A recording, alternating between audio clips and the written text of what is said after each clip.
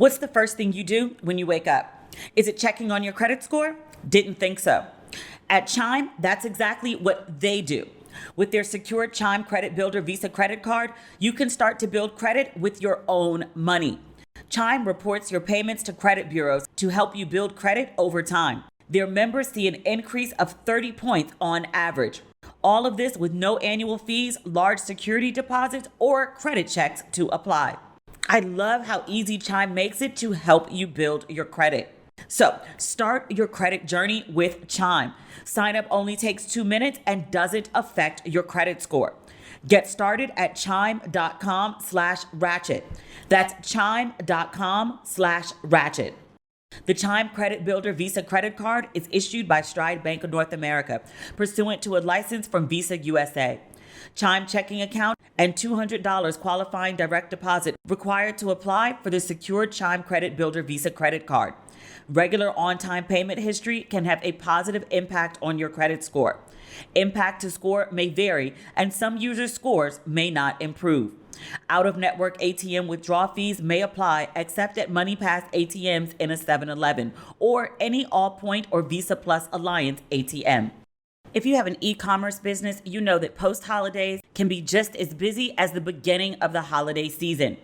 Make the new year your best year and grow your business with ShipStation. Use promo code RESPECT today at ShipStation.com to sign up for your free 60-day trial. That's ShipStation.com, promo code RESPECT.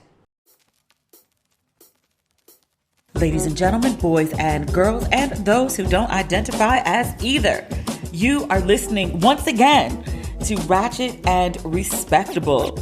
Happy New Year! It's been 2 weeks since we last spoke. It feels much, much longer than that. I would love to say that I missed you. I'm not gonna lie to you. I'm happy to be back, but I was happy to be off.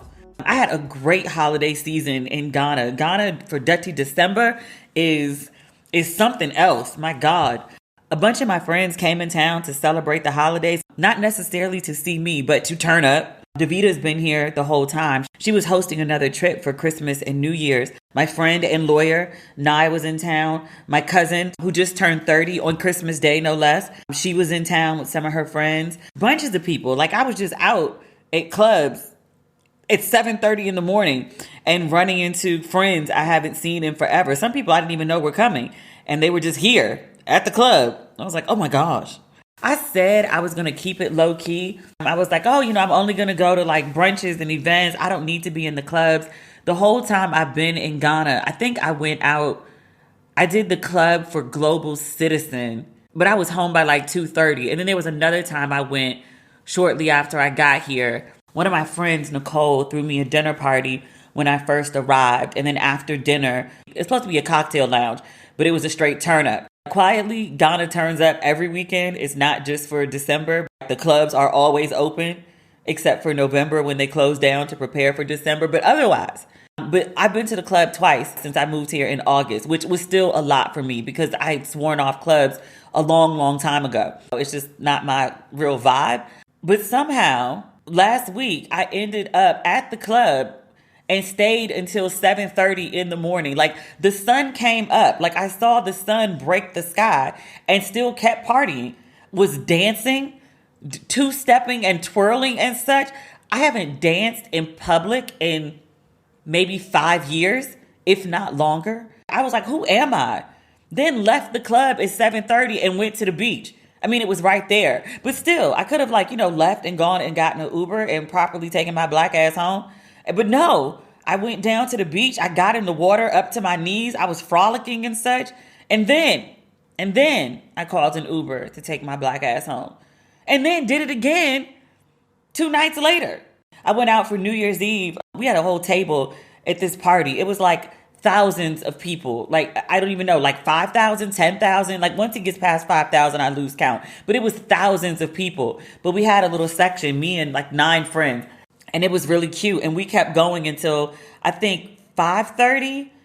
And then half of us left. I called it a wrap at 5:30. And then we went to a cross equivalent of Waffle House, which was rammed out. It might as well just been like I went to a second club. And then we got something to eat there and then went home. But I really took a selfie in the back of a cab at 7:40 a.m. in the goddamn morning. And I was like, who am I? I like this person. She's actually really fun. Haven't seen her in a while. Welcome back. But I was like, her ass got to stay out the clubs. I was worn out. I stayed in the house, in the bed. I couldn't sleep for whatever reason. But I stayed in the house and in the bed for 2 days. And then I swore off liquor because January, and I have been overindulging. Never got a hangover, but just, you can feel like you've had too much, like you need to dry out. That lasted all of a day. I didn't drink on January 1st.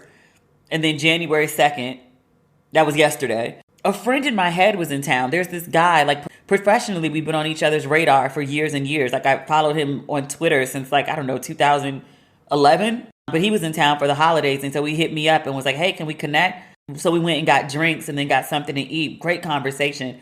I said I was just going to drink ginger ale. I said it in the car on the way there. And then I got there. It's one of my favorite restaurants. And they have like this blueberry tequila Paloma thing. And one thing led to another and blah, blah, blah. But today, it's only like 5:35. Am I going to drink tonight? I don't know. My friend just invited me to go to a restaurant. She's in town with Dave Chappelle. He's doing, I think, a concert here in Ghana on Thursday. Somebody mentioned it to me last night. I haven't seen anything about it, but I won't be here, which I'm really upset about. I'm leaving for Doha tomorrow afternoon. Yo, I'm speaking out loud right now. And like, sometimes like, I know it's my life, but then like I say things out loud and I'm like, oh yeah, like I'm supposed to go to dinner and like, I don't know, Dave Chappelle's going to be there. And then I'm leaving for Doha in the morning. Like, what the fuck is my life right now? I don't know.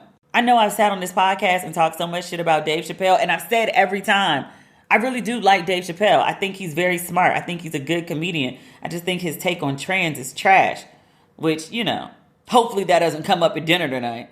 Speaking of people I talk about in the podcast that I actually meet in real life, I ran into Tiffany Cross. She was in town. I didn't know until literally like she was on her way to the airport. My friend hit me yesterday and was like, there's this media thing. I want you to meet my mentor. And like all these people are going to be there. You should go. One of them was Angela Rye. I've known Angela forever. Jalen Rose, who don't know, but interviewed him years and years ago. He's doing a tribute to his mother for Mother's Day. The media event was honoring this, I want to call it a cabal, this group of media, not even influencers, media personalities that were touring Ghana. So Angela Rye, Jalen Rose, Sonny Hoiston, Kari Champion was in town, but she wasn't with the delegation. Oh, what's the other girl's name? One of the founders for Black Lives Matter. I had her on the podcast like years ago. She was so sweet too when I saw her yesterday. And I was like, you were on my podcast. She was like, I remember Black Lives Matter founders. Why can I not remember this woman's name? Alicia Garza. And then also Tiffany Cross. I saw Tiffany. She's like 2 feet tall. I'm 5'2", and I was like way taller than her. And I was like, she's so like bite-sized. But I told her when I saw her, I said, there's an army of black women rooting for you. I'll be honest with you. And I think I said this before, like when the whole thing happened, when she got let go from her show. I'm not an MSNBC person. I don't even watch CNN anymore, even if I could get it over here, which I probably could. I just never really tried. I really was never an MSNBC person. So no shade, no disrespect. It just wasn't my cup of tea. So I never watched Tiffany's show. So when it got cut, I was like, oh, that's sad to hear. As a black woman in media, like, a black woman having her own show is a good thing. That New York Post story, which was clearly like a hit piece from the powers that be at MSNBC. I was like, you don't want the woman to work for you anymore. I get it. People get fired every day, B. Life happens. But they fired her. And then Tiffany put out a public statement that, kept it classy on all her social platforms. She didn't clap back. She didn't have a meltdown. She wasn't like, on some Wesley Snipes, Nino Brown, like I go down, everyone else goes down too. I'm not going down by myself. Or some Chris Cuomo, Nino Brown, Chris Cuomo, same shit. She really kept it above board. And then they put that hit piece in the New York Post. It was so unnecessary. I was indifferent. I didn't feel one way or another, but that's what made me Team Tiffany. Sue them white folks and take all their money. Then I told her it'll be okay. She didn't say anything was wrong. Like we had no real personal discussion. But I don't know. I just felt like she needed to be told it'll be okay. They take your show and then they go after your ass. Like you was just trying to do your job. And then now you got to get a lawyer and sue these people for wrongful termination. And it's just a headache. Going back and forth to court and paying lawyers out the ass and trying to fight for, just basic respect or to be seen is just, it's hard. Maybe it's not for her, but I told her it would be okay. And I hope she knows it will be. That's my good deed for the day. I went to Afrochella. That was really good. So Afrochella was 2 days, and then Afro Nation was also 2 days, and there was an overlap. So the second day of Afrochella was the first day of Afro Nation. And it was all supposed to work out because Burna Boy was supposed to perform on the first day, and that's the only reason I was really going to Afrochella anyway, was to see Burna Boy. I'm kind of obsessed with him. Last is a big song, Jerusalem, which he's basically singing a prayer. I'm obsessed with that song, which made me obsessed with that man. Not the point. Point is, he was supposed to perform on day 1. I think he was still in Nigeria, so then he performs on day 2. I wanted to go to Afro Nation for day 1 because Meek Mill was performing. I'm not the biggest Meek Mill's fan. Actually, until I started coming to Ghana, I wasn't really a fan at all. Dreams and Nightmares has this entire country in a chokehold. Every time I have been at a party, a lounge, a gathering of black people, and that song comes on, people lose their ever-loving minds. I really just wanted to be in the crowd with thousands of people when Meek Mills performed that song. I was really only going to Afro Nation, was going to pay for a whole 2-day festival just to see Meek perform this one song. So I was going to get tickets, and I was sitting with Davita, and I was just going to go online and buy them. And Davita was like, no. Wait till there's actually sightings of Meek Mills in Ghana. Because there's so many times people are like, oh, so-and-so is coming, so-and-so is coming, and so-and-so never shows up. Wait till you see Meek Mills in Ghana and then buy your ticket. Your boy came to Ghana and was riding dirt bikes, four-wheelers, whatever you want to call it, up and down and through the streets of Ghana, including like past my house. I saw the video and I was like, is that my bank? It was. Literally a 2-minute walk from my building. Your boy came over here and acted a nigga. They were staying at the really good hotel. There's only one really good hotel. Because it's not the hotel's fault, I'm not name dropping them because they ain't got shit to do with it. I wasn't staying there. The stories that came out of that hotel, they were like, yo, there are people twerking in the lobby. It's like somebody twerking in the lobby of the Waldorf or the Ritz. Meek and them damn dirt bikes and all his friends with their damn dirt bikes were parking bikes up on the grounds of the hotel, outside the hotel, would just pull up on the bike and just hop off and just leave the shit there like it was somebody's personal yard or like a parking lot. Like, nigga. There also is a parking lot literally across the street from the hotel. But they were just pulling up and just like leaving their bikes everywhere. That's not the egregious part. Your boy got invited to go visit the president at Jubilee House. This is the equivalent of the White House. You know that nigga? And I'm saying it with the A, but I mean it with the ER. Do you know that nigga went to see the president of Ghana in a white tee and basketball shorts? I was like, nigga, you wore the same thing to hoop and ride bikes around the city to go see the president of a country. It's so fucking disrespectful. I'm like, you're a grown-ass man. Are you trying to tell me that you crossed the Atlantic without some pants and a collared shirt? Nigga. I know that's respectability politics. I know it is. It flares in me sometimes. I'm from DMV. I don't know what you want from me. Put on a decent shirt and some long pants. You're a grown-ass man. I know you got better home training than that. I mean, apparently not, because he showed up like that. To go see the president. He's 35 years old. He knew better. Or he should have known better.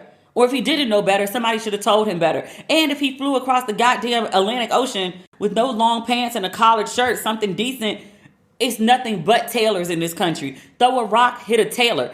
Go get something made real quick. They can turn it around for you in a good 2 hours if need be. All you need is some fabric. You're Meek Mills. Somebody will make you an outfit, gift it to you. Proudly, happily, joyfully. Sir, nigga.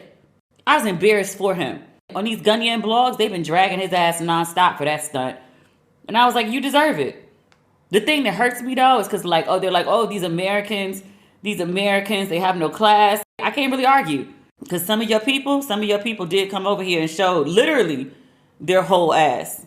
Now, Ghana's a very sexy place. Like when it comes to clubs and stuff, they're not a show your whole ass type place. They got like standards and boundaries and, rules and restrictions and such. Some of the Americans that came over here, not so much. Not so much. It is so important to protect your privacy on the internet, to keep people out of your business. Using the internet without ExpressVPN is like taking a call on a train or bus on speaker for everyone to hear. You don't know who has access to your most private, sensitive information. So don't be that person. Here's why I use ExpressVPN. Internet service providers know every single website you visit. And in the US, they can legally sell this information to ad companies and tech giants who then use your data to target you. ExpressVPN creates a secure, encrypted tunnel between your device and the internet, so people can't peep on your online activity. Just fire up the app and click one button. It works on phones, laptops, even routers, so everyone who shares your Wi-Fi can be protected. No wonder it's rated #1 by Business Insider and The Verge. I love ExpressVPN because it keeps strangers out of my business. Secure your online activity today at expressvpn.com/ratchet and get an extra 3 months of ExpressVPN free. That's expressvpn.com/ratchet. expressvpn.com/ratchet. Are you ready for a New Year's reset? Sakara's organic meals are nutritionally designed to support your goals so you can get the results you want in the new year and beyond. Another thing, they are delicious, which makes it that much easier to commit to yourself. Sakara delivers science-backed, plant-rich nutrition programs and wellness essentials right to your door. Their ready-to-eat meals are nutritionally designed to deliver results, from weight management and eased bloat to boosted energy and clearer skin. If you're serious about your nutrition this year, and I know you are, Sakara has amazing targeted nutrition programs like the Metabolism Reset, the Fresh Start Cleanse, the Gut Health Reboot, and the Performance System to help you get and stay on track. I love that. And right now, Sakara is offering our listeners 20% off their first order when they go to sakara.com/ratchet or enter code RATCHET at checkout. That's Sakara, SAKARA.com/ratchet to get 20% off your first order. Sakara.com/ratchet.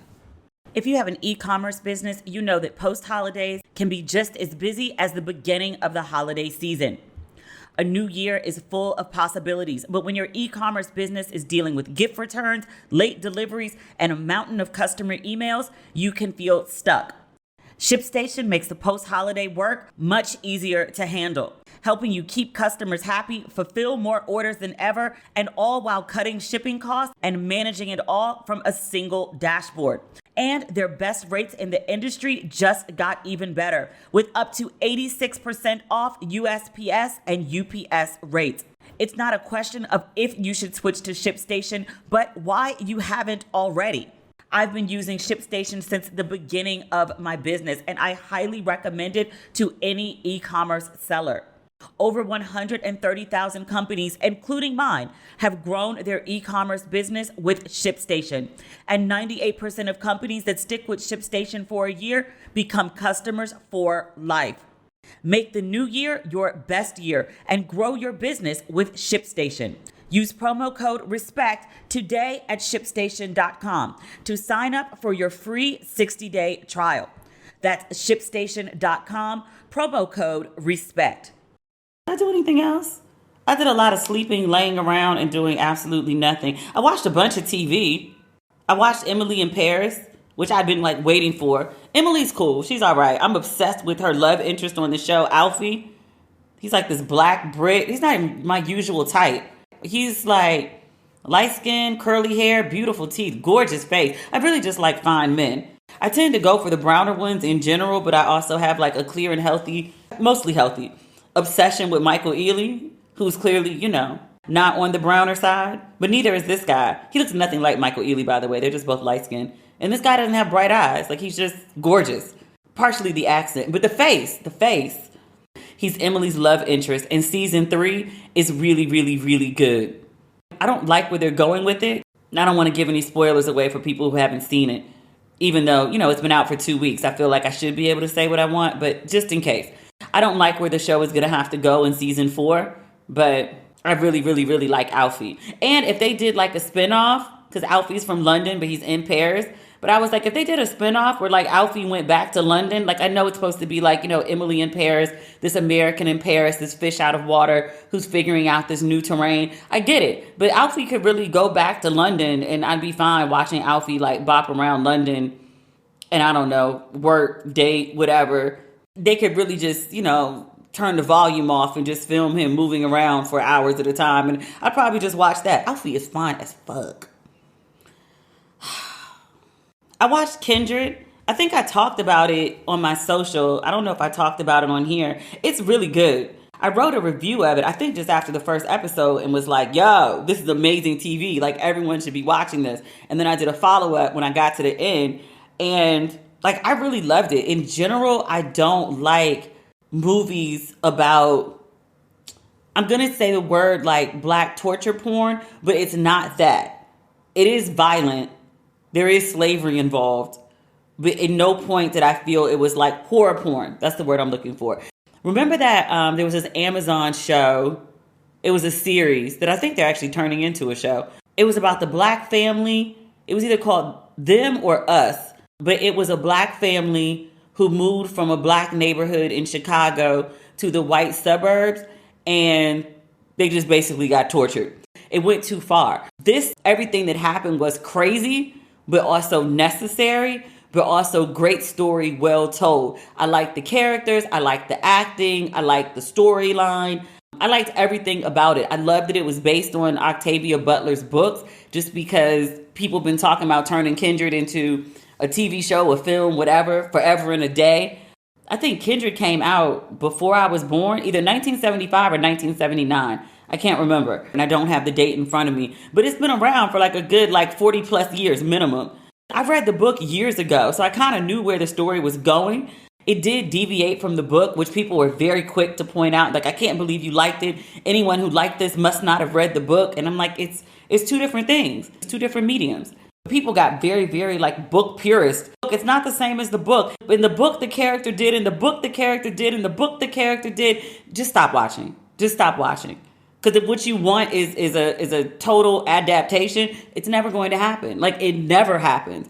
I don't know why people still expect it. It's never the same. It's not supposed to be. What works for a book usually doesn't work for TV and film. You're talking about two different audiences. And again, two different mediums. But, I liked it. I watched The Best Man, literally the day it came out. I watched Emily in Paris. I binged Emily in Paris, took a 2-hour nap, and then woke up and watched The Best Man. It was good. It was so good. I forgot how much I love those characters. I thought it was really, really good. I was fully invested, could not stop watching. There's this online debate about, it's been 2 weeks. We can't talk about this, right? I'll save it for a next episode. But there's an online debate about a very pivotal decision that happens between a couple in the show. And I think that people have been debating this ferociously and attacking one another, personal jabs and the whole 9 yards, over this fiction scenario in a TV show is a testament to how invested people are in the show. I'm glad that the show evokes passion in people. There were a couple things that I was that didn't really make sense to me, though. In the first couple episodes, there's a guy that it looks like he's going to be set up for Nia Long's love interest, and then he just disappears. Which, in the way things like that happen, she meets him on vacation and they have this flirtation and it never turns into anything, and it's oh yeah, we'll connect, and they never do. It's very true to how real life happens. But I was in TV life, and as fine as that man was, I was we need to see him again, Mr. Chocolate. And then he was there, and then he went away, and I kept waiting for him to return, and he didn't. And then there was another gentleman who came in, and he was Nia Long's love interest, and I was why? I thought the same thing when he was Tasha's love interest on what's that show, on Power. I didn't get him for Tasha, and I definitely didn't get him for Nia Long. Because there's always this tension between Jordan and Harper. And I was yeah, if it's the tension between her and Harper and then her and this new dude, I'm probably always going to root for Harper, even though he's married. That sounds bad. But I have my reasons. One of them being is that he never really want to be married to his wife. Have you ever gone back and watched The Best Man as an adult? Because of, a specific thing that happens in the current series, I went back and watched The Best Man with fresh adult eyes. Robin and Harper never should have gotten married. He tried to sleep with Jordan the night before, and then proposed at somebody else's wedding on a whim. It was a pity proposal. And she knew he tried to sleep with this other woman the night before, and that he'd slept with his best friend's now wife, then girlfriend, never said anything all these years, and was going to stand up in their wedding. Harper's trifling. And she knew all that and still was like, yeah, I'll marry you. Why? She was always the rebound. Only reason Harper never slept with Jordan, because he went to her house to do so. When he got beat up by Lance, that's the only reason they didn't have sex, when he had a whole girlfriend who he knew was coming in town the next day to go to a wedding. Sir, they never should have got married. But Robin knew all of that and said yes anyway. That's on both of them. So she spent like the last 20 years, being unfulfilled. He never put her first. He never prioritized her. He never bent to accommodate her because she was never really his one. I feel like that's a lot of people's story. Unless they decide to rewrite it, disentangle themselves. It's just sitting around for 20 years being somebody's low priority if I get around to it when I'm done with everything else. And then, this is a spoiler. It's been out for 2 weeks, people. I'm trying to talk around it. It's just not working. Then, still whole married 20 years later, try to smash Jordan again. The only reason it didn't happen that time, who ended up in the hospital? Yeah, exactly. Same shit, different decade. If that sounds familiar to you, don't let that be your story. You better rewrite that shit. Disentangle. Divorce. I'm just saying. Or you know what? Just sit up in this shit and be miserable. Just so you can take, or just sit up in this shit and be miserable so you can tell people you got a ring. There's a lot of people doing that too. No judgment. No judgment. Literally no judgment. I'm not just saying that to say it. Like literally no judgment. It's not my life. I don't really care how you live it. It's your life. Live it how you see fit. We need to talk about the Brooklyn Bishop, Lamar Whitehead, a.k.a. my friend's ex-husband, went and got himself arrested. Is it federal charges? But he went and got himself arrested on one Monday morning. I'm reading this on Pix 11. That's New York news for folks outside of New York. This is December 19th. He was arrested Monday morning for allegedly, you got to say allegedly, because there's been no conviction, allegedly defrauding a parishioner out of retirement savings. He also allegedly tried to extort and defraud a businessman and lied to the FBI. He has been charged with 2 counts of wire fraud, each which carries a maximum sentence of 20 years in prison. A U.S. attorney, they said Lamar Whitehead, they didn't call him Reverend Whitehead or Bishop Whitehead. They said Lamar Whitehead abused the trust placed in him by a parishioner and bullied a businessman for $5,000.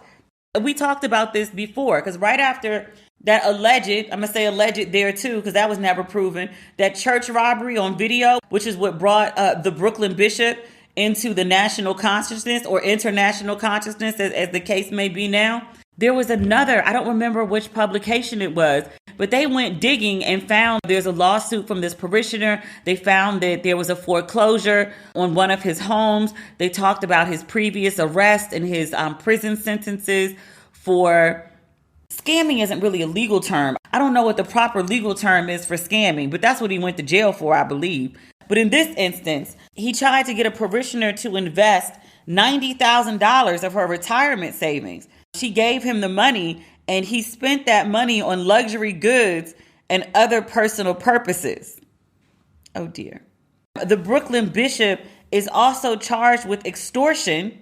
That carries a maximum sentence of 20 years in prison. And then he also has 1 count of making material false statements. That's lying to the FBI. That carries a maximum sentence of 5 years in prison. The Brooklyn Bishop, his lawyer says that he's not guilty of these charges. He says that his client will, quote, be vigorously defending these allegations. He feels that he is being targeted and being turned into a villain from a victim. The Brooklyn Bishop pleaded not guilty in court, and he was released on the condition that he pay a $500,000 bond. Now, this story happened, and folks was like, D, you can't be done with the podcast. Like, fire up the microphone. We have things to talk about. What we got to say, y'all? Is there anyone who's surprised? Is there anyone who didn't see this coming? Show yourselves. Show yourselves. I would like to see who you are. Who didn't see this coming? Because this is not new news. I'm surprised by the swiftness of the charges, but I'm not surprised they actually happened at all. The Shade Room was posting this man every other week, and it was like thousands of comments being like, this nigga is a fraud, this nigga is a scammer, this nigga about to go to jail. Everyone knew this was going to happen. Who didn't know? Fire up the microphone for what? I don't need to say I told you so. Everyone told you so. It wasn't just me. Okay, you know how like, we're going to talk about Meg and Tory in a second too. But you know how like in the Tory Lanez trial, all sorts of like, information came out that didn't need to come out. It was just a whole bunch of like random stuff, people's sex lives and all sorts of stuff that was, immaterial to did you or did you not shoot this woman? Did. Found guilty, 3 counts. We're getting to that, right? I do hope that in whatever trial happens with the Brooklyn Bishop, since he's going to fight this, since he's pleading not guilty, I really hope that they get to the bottom of what he spent all this money on. I really want to know, like line item by line item, like how much did you spend on certain things? I particularly want to know where he's getting the fabric for these non-Gucci suits, because that's not Gucci. It's not Gucci. It's not Louis either. I'm not mad at it.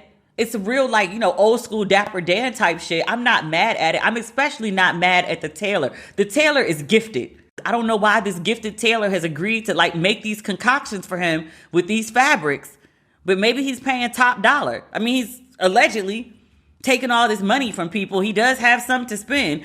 Maybe he's making it rain on the tailor. So he was like, whatever fabric you bring, I'll do it for you. But I really want to know where this fabric is coming from. Like, where is it coming from? Like, is it Chinatown fabric? Like, are you having it personally made, sent to you from like Istanbul or something? Like, where is this fabric coming from? It's not coming from Gucci. I just want to know where it's coming from. And how much are you spending on it? And what possessed you, knowing your scamming background, right? What possessed you to make yourself a national spectacle and draw all this attention to you and have people come look and inquire into your life and your financial dealings that were ill-gotten? Why did you do this? Why were you stunting on the internet like this? All this attention for 6 months, all your tea, most, because there's still a lot of shit that ain't come out. You could have just sat quietly, had a V8, and continued to scam forevermore. But you brought all this attention to yourself and now your house of cards crumbled. Why? Why?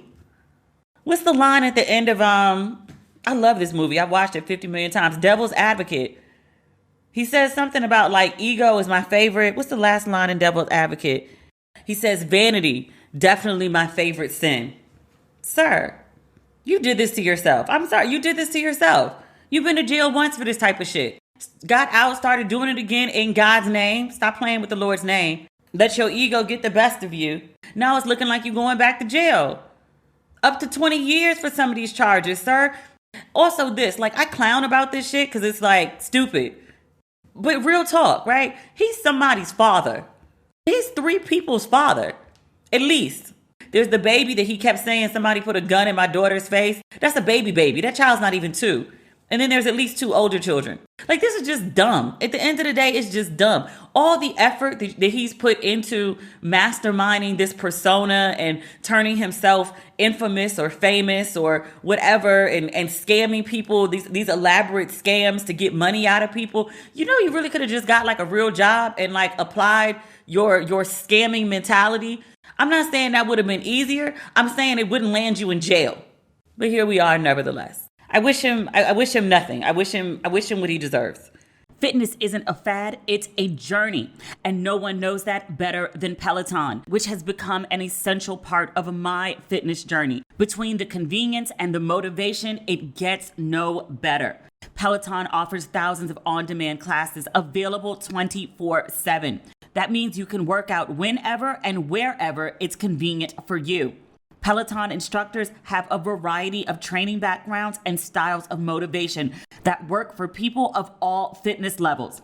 They can get you moving, whether that's a quick ride on the bike, a hike on the tread, or a full body boot camp on the road. And what I love most about Peloton, the variety. Everyone knows that Peloton makes bikes, but they are so much more than that.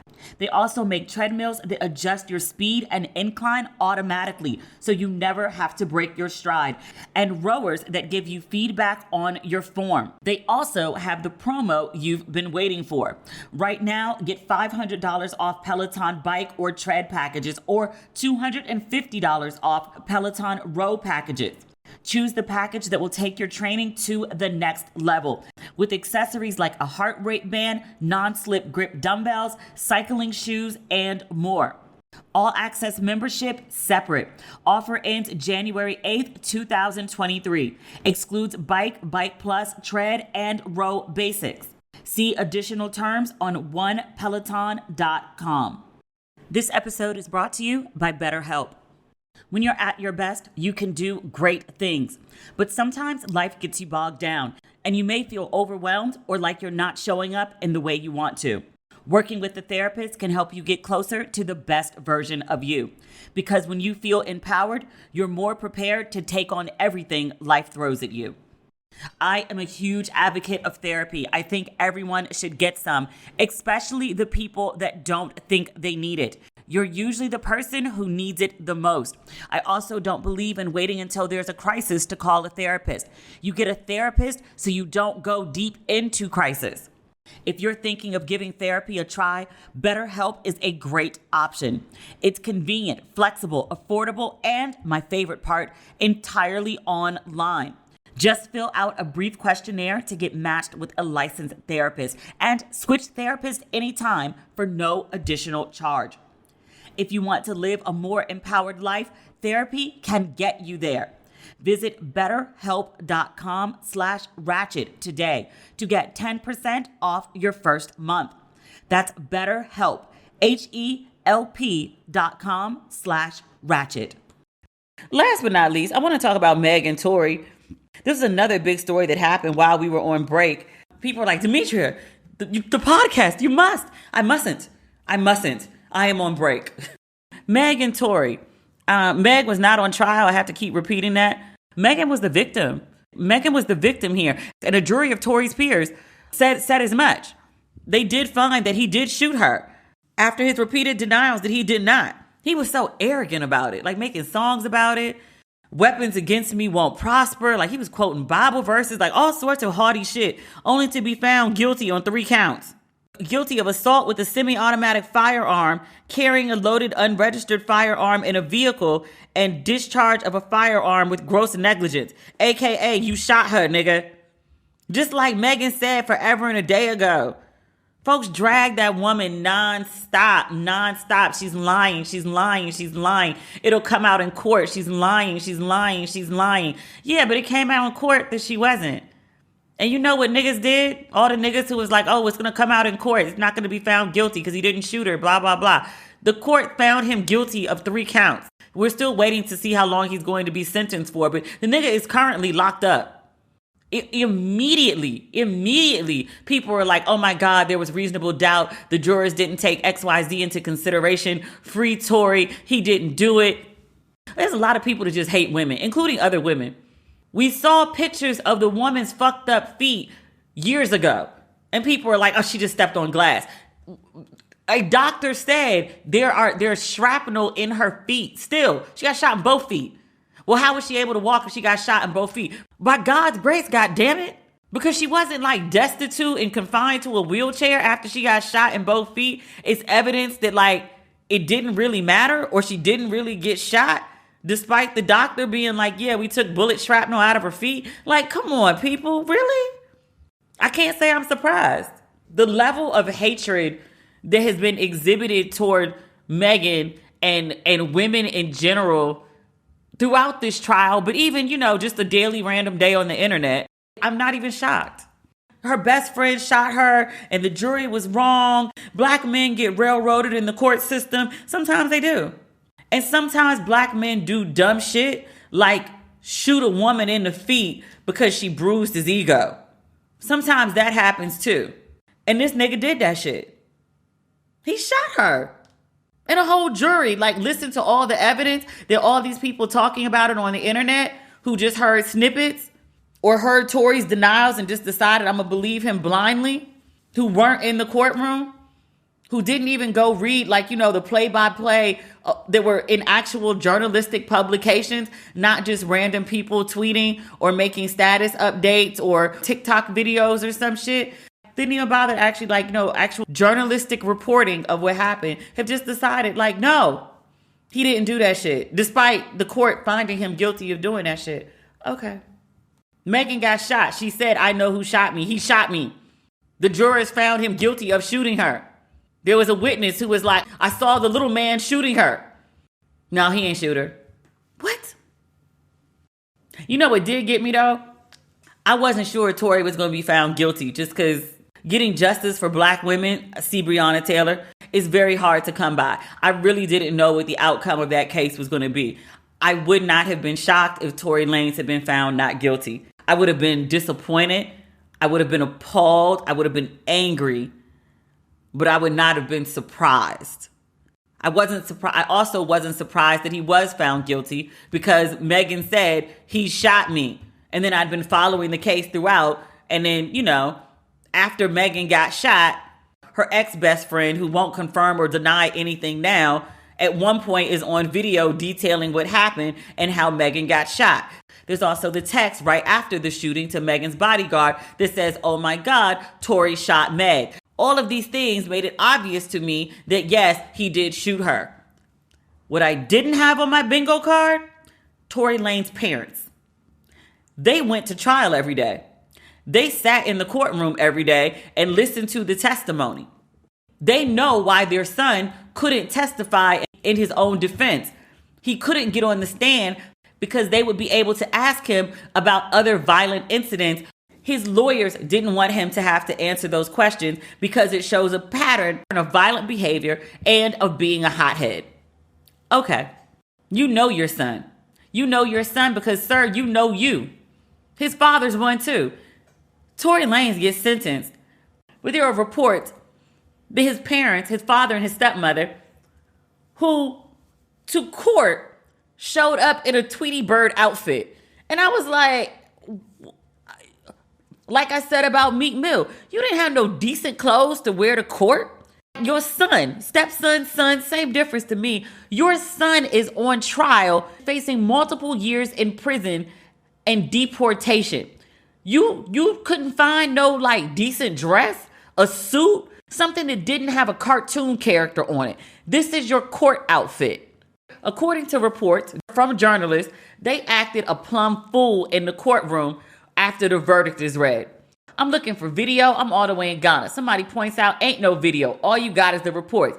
I'm like, damn, black people, when they show out right or wrong, that's always something to see. I'm like, damn, I missed it. Then people were like, oh, no, there's video outside the courthouse.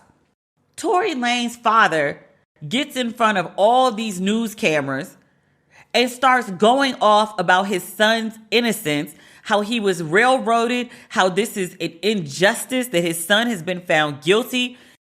Before I saw the video, I heard about the parents going off, and I gave them a bit of grace because I was like, even if he's done something terrible, even if they think he's done something terrible, they acknowledge that he's been found guilty of doing something terrible, that's still their kid, and he's going to jail for a long time. I understand how that could send a parent, a loved one, someone who remotely cares about your black ass, despite what you've done, over the edge. I understood. When his father got outside that courthouse and started talking about Roc Nation and blaming Jay-Z for this shit, talking about Tory didn't sign to Roc Nation, so this is all some grand conspiracy by Jay-Z to get back at Tory for not signing with him. Daddy, nigga, stop. Stop. To this day, I cannot name a Tory Lanez song. Somebody tried to tell me about it, and I was like, huh? I only moved here in August. What song or album does Tory Lanez have that is so GD important that Jay-Z was like, I've got to have him. And if I can't have him, no one can. And so I'm going to, I don't know, orchestrate a fake shooting and then blame it on Tory Lanez as revenge for not signing with Roc Nation. What? And then Tweety Bird is walking to the car and she starts yelling about Beyonce. And I was like, oh, this is how Tory Lanez ends up like this. You was raised by these niggas. Oh yeah, we using that word freely in 2023 because it's the only way to describe some people. You was raised by these people. That's how you ended up like this. You don't hold your son accountable for shit. You probably seen him acting ass his entire life and blamed other people for it and coddled him. And so he grows up to be the kind of adult that thinks he can pull out a fucking gun on someone, anyone, but especially a woman that he's in an intimate relationship with, and fire at her feet and say, dance, bitch. That's some fantasy movie shit. That's some shit when somebody pisses you off, you fantasize about doing, you think about doing, you think like, how crazy would it be? Nobody actually does that shit except niggas like Tory Lanez. And he does that shit. And this is take nothing away from personal accountability for Tory Lanez because he's a grown ass man. He's 30 years old. This is to take no way personal accountability away from him. This is just to talk about how he got there. His daddy on that bullshit too. I could see if father came out of court and was like, Kelsey, she's not trustworthy. Kelsey's the one that shot Tory. Like, that would make more sense. At least try to blame somebody else who was actually in the car. Seeing as how, like, it's confirmed Megan did get shot in the feet. Somebody in the car shot her. Blame somebody else in the car. I could see where you were going with that. A conspiracy theory by Roc Nation orchestrated by Jay-Z and Beyonce. This is what they do with their billionaire downtime. Plot revenge on Tory Lanez. Nigga. That's not everything. I'll be back, on Friday. But I'll be in Doha. I'm going to see the Valentino exhibit. You know I love a good fashion exhibit. I love excess and over the top and all of those things. And Doha's been on my bucket list for a minute. So I'm off to Doha, but won't change anything. The podcast is still going regular until further notice. I told you on the last episode of 2022 that I'm leaving Ghana and I'm going back to America. We might miss an episode during that transition. But otherwise, for this bit of bopping that's coming up, we're still good. The same way I didn't miss an episode when I've been bopping around countries from Ghana, I won't be missing it going forward. Every Tuesday, every Friday, 2023, we're good. So welcome back, and we'll talk on Friday. Happy New Year. Okay, bye.